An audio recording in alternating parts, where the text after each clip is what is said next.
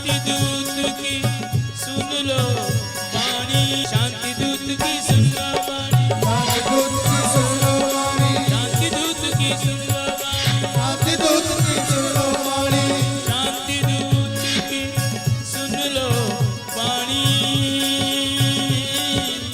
रहेगा नहीं किसी नैन में पानी। ऐसा आनंद प्यारे, ऐसा आनंद कुंभ के बाद शायद ही ऐसी कोई विराट आयोजन हुआ होगा, शायद मेरी कुंभ के बाद वो पहला विराट आयोजन था जहां इतना बड़ा जन सैलाब। तो मेरे भाई बहन,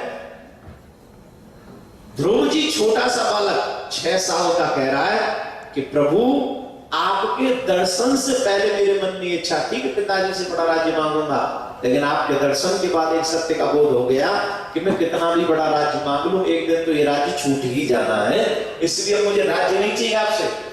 तो क्या चाहिए? बोले अपने चरणों की भक्ति दे दीजिए। क्या दे दीजिए? अच्छा, ये बात हम बाद में समझाएंगे। एक बात हमको बता दीजिए, अमेरिका में जो बाहर से आए, मतलब हमारे हिंदुस्तानी जो बंधु आए हैं, आप बताइए अमेरिका में पैसे वाले लोग ज्यादा बने, हम लोग आके कि भक्त ज्यादा बन गए?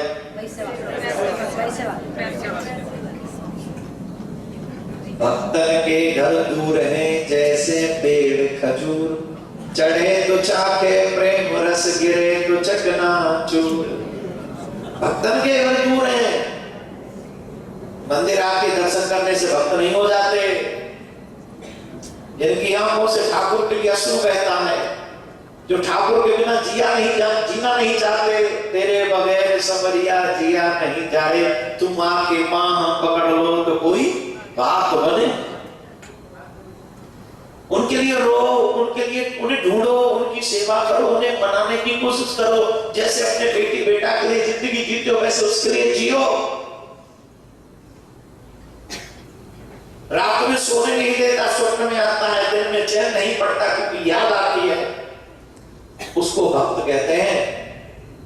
और ये कब होती है भक्ति? बोले जब हम सत्संग करते हैं तो वो सत्संग से जागृत हो जाती है। बोलो राधे राधे। जोर से बोलना पड़ेगा। भगवान कहते हैं कोई बात नहीं, ये तो मेरे दर्शन का स्वरूप है, फल है कि मेरे दर्शन के बाद जीव को सत्य बोध होता है और मैं तुझे वो दूंगा जिसकी तूने भी कल्पना नहीं की। यहाँ भी तो अपने पिता से बड़ा राज्य करेगा और वहां भी आज तक कोई भी यहाँ का प्राणी महाराज नहीं कर सका।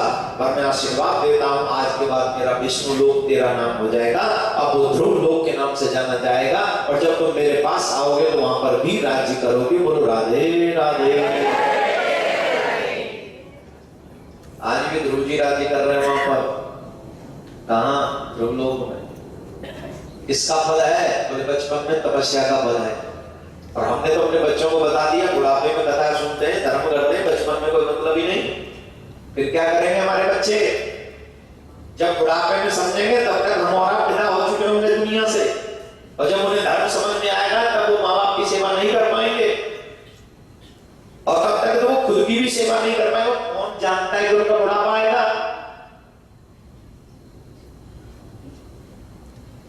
ध्रुव जी महाराज से सीखिए कि बहुत छोटी सी उम्र में उन्होंने भगवान को पा लिया। बहुत छोटी सी। क्या मांगा भगवान से उन्होंने? जानते हो? भगवान से मांग रहे हैं, जहां ले चलोगे वहीं मैं चलूंगा, जहां नाथ रख लोगे वहीं मैं रहूंगा। तो बंधु, ध्रुव जी के वंश में पृथु भगवान का प्राकट्य हुआ, जिन्होंने सब पृथ्वी का दोहन किया और पृथ्वी का दोहन करके उन्होंने हम सबको खाने पीने की वस्तु प्राप्त कराई। भगवान के अवतार थे पृथु भगवान। प्रियव्रत वाक्यम प्रियव्रतो भागवतम पराम कथो मुनि ग्रह्यर्मत्यन मूलम करम बंध पराभव। प्रियव्रत जी के वंश में ऋषभदेव भगवान का प्राकट्य हुआ। ऋषभदेव भगवान जिनसे जैन धर्म प्रारंभ हुआ, और ऋषभदेव भगवान के पुत्र थे भरत, जिनके 3 जन्मों का वर्णन आता है। अभी मैंने जो कथा सुनाई जन्म से पहले की, मां के पेट की, उसके कष्ट की, उसके बाद कौन कौन चाहता है कि हमारा हो। कौन कौन चाहते हैं हमारा दोबारा? अभी तो बता सुनी आपने, दर्द में जो माँ के पेट में जो दर्द होती है, वेदना होती है, सुनने के बाद कौन कौन चाहता है हमारा जन्म ना हो दोबारा? नाइस। कुर्सी का पौधा पकड़े हुए हो और कहते हो हमारा जन्म ना हो, ऐसा कुछ करवा दो हमारा। अगर भाई $100 से मैं तुम्हें मोक्ष दिलवा सकता होता तो मैं जबरदस्ती तुमसे पीट पीट के 100 रुपए निकलवा देता और तुम्हें मोक्ष दिलवा देता।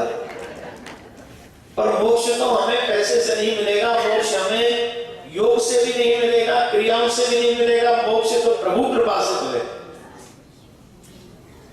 उसके लिए हमें एक काम करना पड़ता है बहुत जरूरी, कि मरने से पहले सारी इच्छाएं समाप्त कर दी जाए और हरि के ही चरणों में चित्त लगा दिया जाए, तो फिर हमारा पुनर्जन्म नहीं होगा। भरत जी महाराज के 3 जन्मों का वर्णन है। 3। पहले वो राजा भरत थे, कितना समझाओ?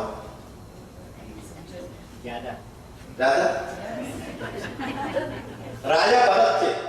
पहले धनवान लोग क्या करते थे कि अंत में जब देखते थे कि मेरी उम्र हो रही है तो वो घर से नाता तोड़कर वन में चले जाते थे और वन में जाके भजन करते थे। अभी भी 20-25 साल पूर्व बड़े बड़े धनाढ्य लोग, कलकत्ता मुंबई के लोग वृंदावन में अपनी झोपड़ी डालकर, आजकल तो फ्लैट बनाने का सिलसिला चल गया है, सब लोग फ्लैट बनाते। फ्लैट में नहीं, फ्लैट में भजन होगा होगा। अब माँ भी बिजली का बिल देना है आपको, तो अब माँ भी चाहिए। आश्रम में रहो, गुरु जी की सेवा करो और जो भी कुछ तुम्हारे पास है ना गुरु जी को दे दो। क्यों? फ्लैट फ्री में आ जाएगा, भोजन फ्री में आएगा, भगवान की सरकार पूरी आपका मेडिकल करवाएगी। वहां तो सब गुरु जी को अरेंज करना पड़ेगा अगर वहां रहोगे तो। इतना अब क्या करें, बोले इतना लेके चलो गुरु जी पे बोझ ना पड़े। हाँ या ना? आजकल का चेला यमराज पे यकीन कर सकता है पर गुरु जी पे यकीन नहीं करेगा। माया को पोटली में दबा के वहीं पड़ा रहेगा लेकिन गुरु जी पे विश्वास नहीं करेगा। मत करो, अपनी झोपड़ी अलग डाल लो, अपना अरेंजमेंट कर लो। 15-20 साल पहले भी बड़े बड़े सेठ भाटिया कलकत्ता मुंबई चेन्नई से अंतिम समय पर वो वहां पहुंच गए। 10-20 साल उन्होंने वहां भजन किया और भगवान को प्राप्त किया। ये सच्ची घटना बता रहा हूं मैं आपको। भगवान से मिलने के सही रास्ते चुनो, गलत रास्ते नहीं। अमेरिका की न्यू जर्सी में भगवान नहीं मिलने वाला है। बोले क्या भगवान नहीं आता, भजन नहीं होगा, आज तो जाएगा यार, ये झोपड़ी कहां डालोगे? बोलो कहां पड़ेगी झोपड़ी? डालोगे नहीं? मान लो क्या यहां तो वैसे भी वानप्रस्थ सा ही रहता है वैसे। हाँ भूल गया आइडिया की जरूरत। यहां तो ज्यादा है चेचे में कुछ नहीं, बेटा तो अपनी बहू को लेके निकल जाता है। तुम तो वैसे ही अकेले पड़े हो इतने बड़े घर में, की वानप्रस्थी तो है। सही है कि गलत है? बताओ। अकेले भाई वन में क्यों जाते थे? बोले अकेले रहेंगे, भजन करेंगे, कोई डिस्टर्ब ना करे। तुम तो वैसे भी अकेले, तो वानप्रस्थ नहीं तो क्या करो? बोले भजन बढ़ा दो, बस भजन बढ़ा दो, सेवा बढ़ा दो, बस सच्ची बात बता, कल्याण हो जाए। इसे मजाक में मत ले। अमेरिका वालों को गॉड गिफ्ट है, यू लिव अलोन, कोई भी तुम्हें इंटरफेयर नहीं कर। बहुत समझाओ, सब कुछ तो है तुम्हारे पास, भगवान ऑलरेडी साधन दे रखे हैं। भाई बच्चे तो अलग जाते ही हैं, आप भजन करो। वानप्रस्थ का मतलब है एक आपका मोह छोड़ दो, घर में रह के ये घर मेरा है ये कहना बंद कर दो, ये संपत्ति मेरी बंद कर दो, किसी भी ट्रस्ट के नाम उसे डोनेशन में लिख दो, लो ये हमारे मरने के बाद आपका है। सच्ची बोल रहा हूं और आपकी जानकारी के बता दो, हमारा भी मिशन है अगर ऐसी कोई योजना हो आपकी तो आप भजन बढ़ा दो, सेवा बढ़ा दो, कल्याण हो जाए। भरत जी महाराज के 3 जन्म चले गए क्योंकि घर तो छोड़ा, राज्य तो छोड़ा, लेकिन एक मृग के चक्कर में आ गए, एक मृग के बच्चे को पालने लग गए। इस चक्कर में जो राम भजने आए थे वो छूट गया और मृग भजने लग गए। तो अगला जन्म उनको मृग का मिला और तपस्या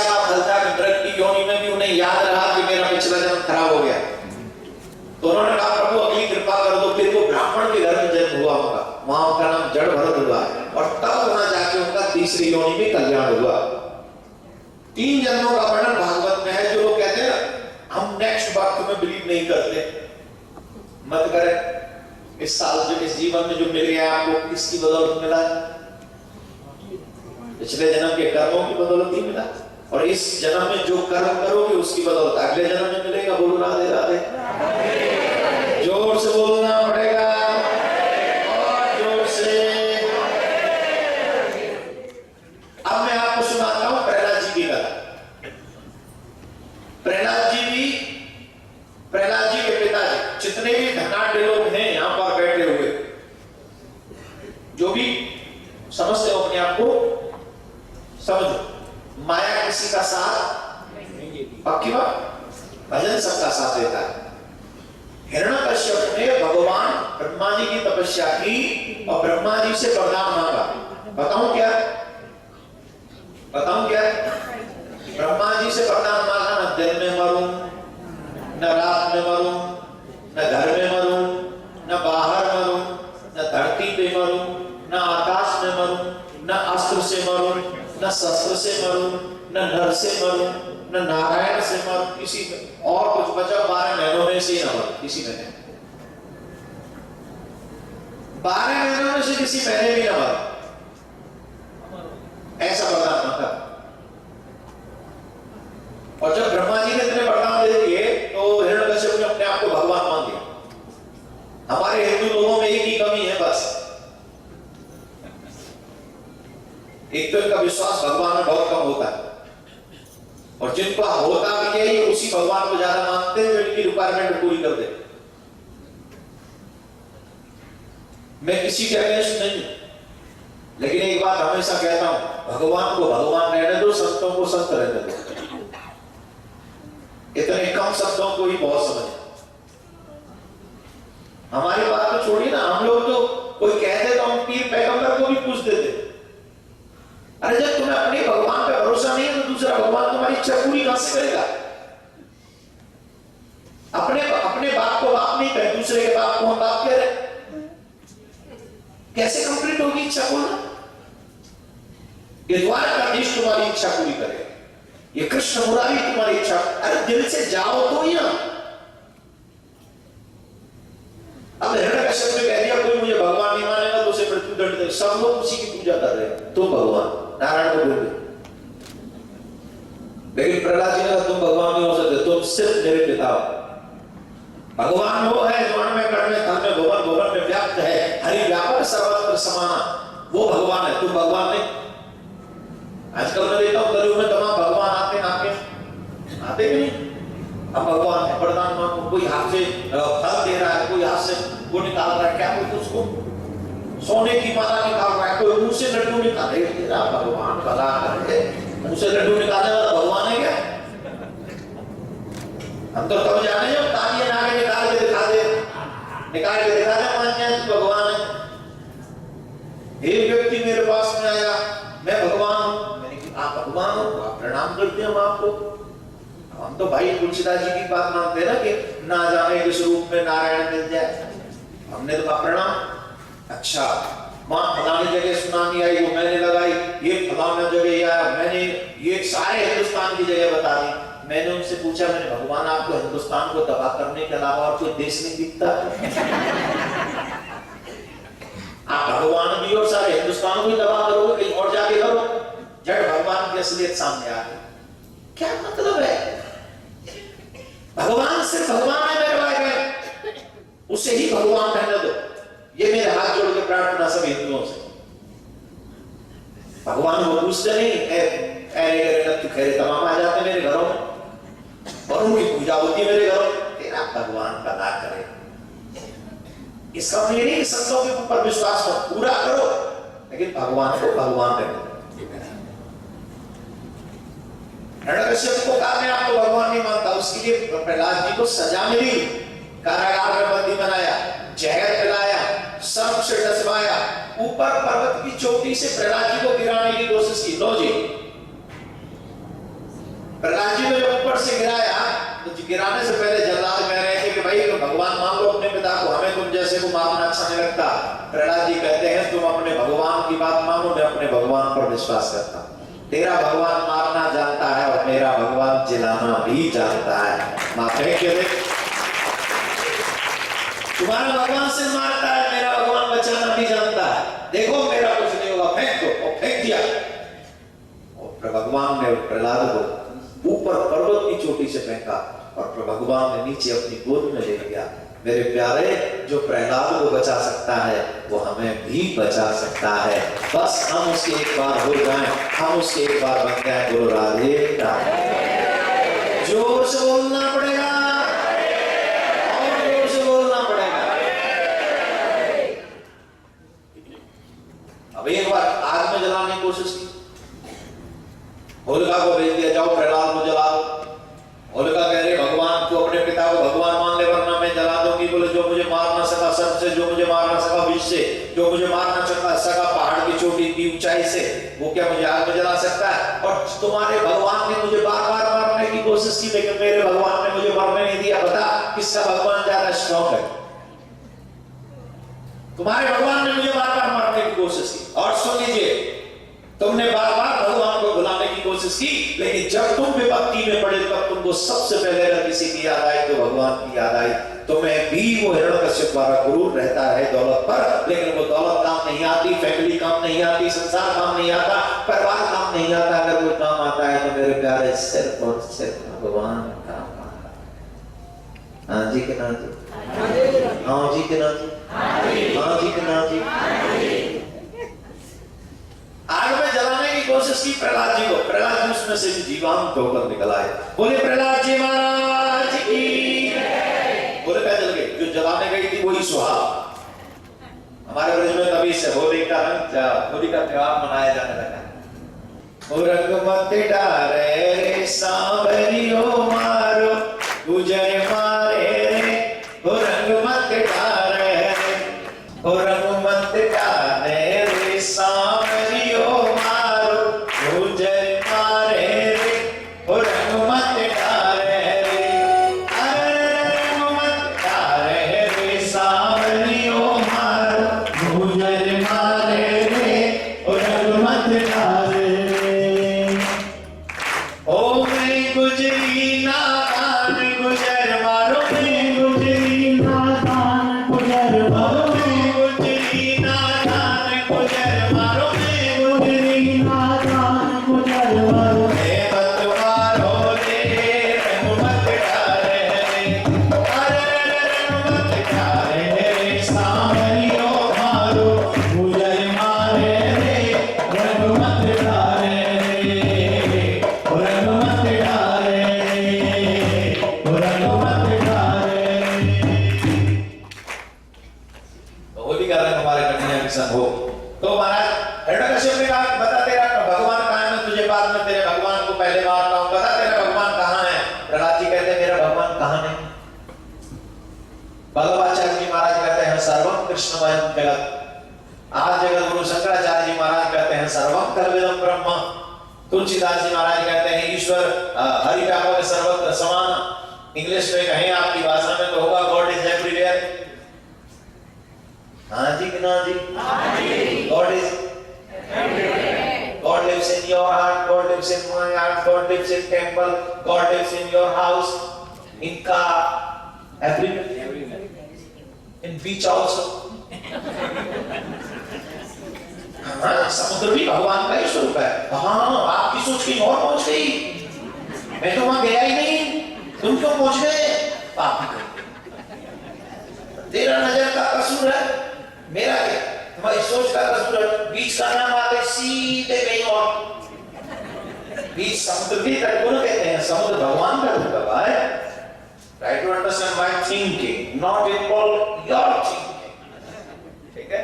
तो भगवान खंभा फाड़ कर प्रकट हो जाते, नरसिंह का रूप लेकर भगवान प्रकट, और नरसिंह बनकर प्रहलाद की रक्षा करने के लिए हिरण्यकश्यप को खूब युद्ध करते हैं। शाम का समय होता है, उठाकर अपनी जंघाओं पर पटक लेते हैं, और जब जंघाओं पर पटक लेते हैं भगवान कहते हैं वरदान याद करो तुमने क्या क्या ब्रह्मा जी से मांगे। उन्होंने कहा मैंने वरदान मांगा दिन में मरू न रात में। भगवान बोले शाम हो रही है, न दिन न रात, पूरा वरदान हो गया। बोल मैंने वरदान मांगा घर में मरू न बाहर,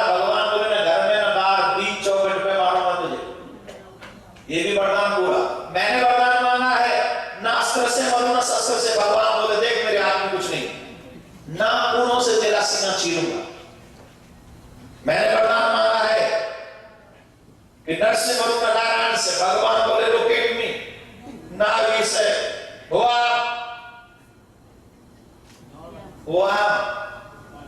बोले I don't know, but I see first time like this mixed personality. You are mixed personality, my dear. I have never seen like that. No. Bhagavan बोले this is for you. I am ready to kill you. Oh, but मुझे आप मार नहीं सकेंगे। क्यों? मैंने भगवान से वरदान मांगा है 12 महीनों में से किसी महीने में न मरूं। सुनो, everything done, totally arrangement for you. Single mistake नहीं, सारी तैयारी खुद। दुनिया के लिए 12 महीने होते हैं, लेकिन तुम्हें मारने के लिए मैंने 13 महीना बनाया है, जिसको हम पुष्पों का मास, बल का मास, अधिक मास कहते हैं। और ये हिरण्यकश्यप का वध करने के लिए भगवान ने बनाया। कम शब्दों में कहूं तो इतना कहूंगा, इतने वरदान मांगने वाले को भी भगवान ने उपाय करके मार, जोर से बोलिए, जोर से बोलिए, मार दिया। पक्का हो गया? तो फिर तुम कौन से खेत की मूली हो? सोचो, टेंशन ना। अरे क्यों मृत्यु का नाम सुनते परेशान आपसे क्यों? भाई एंजॉय करो। ये तुम्हारे सफेद बाल कोई देख के खुश होता है? ये खुश होता है? अरे मरोगे तो नया जन्म मिलेगा, फिर से तुम्हारा बचपन खिल उठेगा और फिर से तुम्हारी माँ तुम्हें गोद में लेगी और फिर से तुम्हें एंजॉय करते हुए जवान होते रहोगे। बुढ़ापे से टेंशन मत ले, जाने दे बुढ़ापे को मृत्यु के रूप में, और आने दे खिलते हुए बचपन को, क्योंकि फिर तुम बच्चे होकर आओगे और फिर किसी माँ के बेटे होगे, फिर किसी माँ की गोद खिल जाएगी। राधे राधे। मौत से डरना नहीं, मौत को एंजॉय करना। हम मरेंगे ये सोच कर डरो मत, मौत अच्छी हो इसके लिए चिंतित रहो। तो जो हिरण्यकश्यप को मारते हैं, प्रहलाद की रक्षा करते हैं, भगवान के सच्चे भक्तों को पग पग पे सहारा मिलता है। जिस ओर चले, जिस ओर बढ़े, उस ओर किनारा हो गया। भगवान के भक्त एक बार संभालो, अपने आप को बचा लो, डॉलर नहीं बचा लो, अपना कल्याण करवा लो। राधे राधे बोलना पड़ेगा। तो आइए अभी वामन भगवान का अवतार होगा, दर्शन करेंगे। राजा बलि के द्वार पर वामन भगवान जाते हैं और वामन भगवान राजा बलि से कहते हैं कि भाई हमें 3 पग भूमि चाहिए। तो राजा बलि ने पहले वामन भगवान का पूजन किया और हम वामन भगवान का दर्शन कर रहे हैं। हम लोग भाग्यशाली हैं कि हम वामन भगवान के दर्शन न्यू जर्सी में बैठकर कर रहे हैं। ताली आप बजा लो जरा।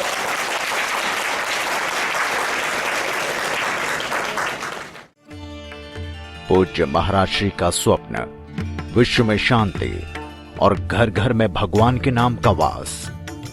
इस संकल्प को एक महाअभियान बनाने का बीड़ा उठाया है श्रद्धेय शांति दूत श्री देवकी नंदन ठाकुर जी ने।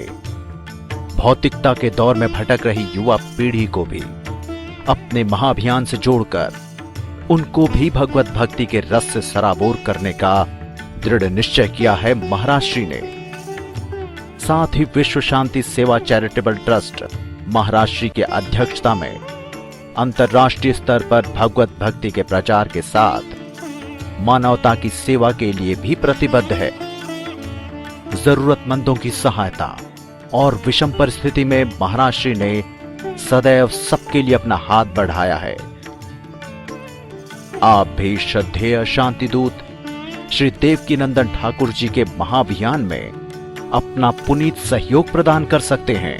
फाउंडर मेंबर 5,51,000 रुपए, समिति मेंबर 2,51,000 रुपए, कार्यकारिणी मेंबर 1,21,000 रुपए, सहकार्यकारिणी मेंबर 51,000 रुपए, आजीवन सदस्य 1,100 रुपए।